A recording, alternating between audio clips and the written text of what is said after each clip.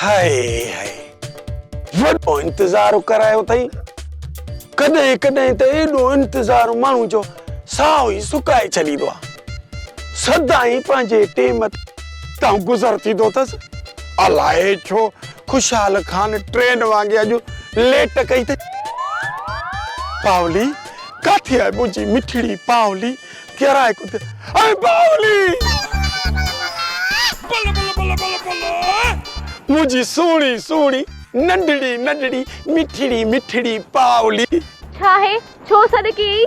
वाह जी ब्रेक आई थी पावली।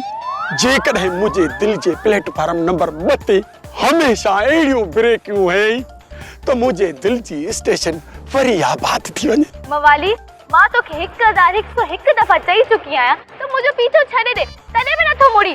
मुआपिन किन वता अॼु मां बि तोखे 1100 दफ़ा तो चवां त तुंहिंजो पीछो कोन छॾींदुसि जेसीं तारीं किरास करे अॻिते न निकिरा। हा त पोइ ठीकु आहे मां बि हिते बीठी आहियां तूं अॻियां लंघे वञ। मां बि इहो ई सम्झंदमि त कारो बिलो रस्तो कटे वियो। एॾी बेइज़ती तूं भली करे तोखे हक़ आहे।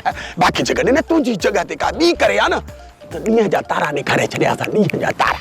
मवाली तू भले माण्हुनि खे ॾींहं जा तारा ॾेखार पर मुंहिंजी पचर छॾे दे। ॾिस मां तोखे हथ थी बधां मुंहिंजो रस्तो न रोकींदो। पावली मुंहिंजे अरमाननि खे ईअं न टोड़े जीअं मेखाने जे भरिसां को फटाको छोड़े ऐं असांजा नशा टोड़ी भॼी वेंदो आहे। मुंहिंजो जवाब अथई बस इन खां वधीक छा चवई? मुआ गोर पट हिक ॾींहुं सोना तूं मुंहिंजो सदाईं दे नालो तूं पंहिंजी दिल ते मुंहिंजो लिखाई दे। ज़रूरत ना है खुद गर्जा मूंखे तुंहिंजी मोहब्बत जी। हट हट परे परे परे हट हट परे। अल्लाह रे तो सुठो न कयो आ तुरुरु तुरुरु तू ज़ालिम आहे ज़ालिम छॾे तो मां ॿुधाए तो सुठो न कयो आ ही मुंहिंजी दिल दुखाए। गुलू मां इन ई सोच में आहियां त इहो कीअं थो थी सघे। हिकु रांदि खटण जे लाइ टोनी पंहिंजे सहुरे खे ज़हर कीअं थो ॾेई सघे? साहब इन्हीअ जी जांच थियणु घुरिजे।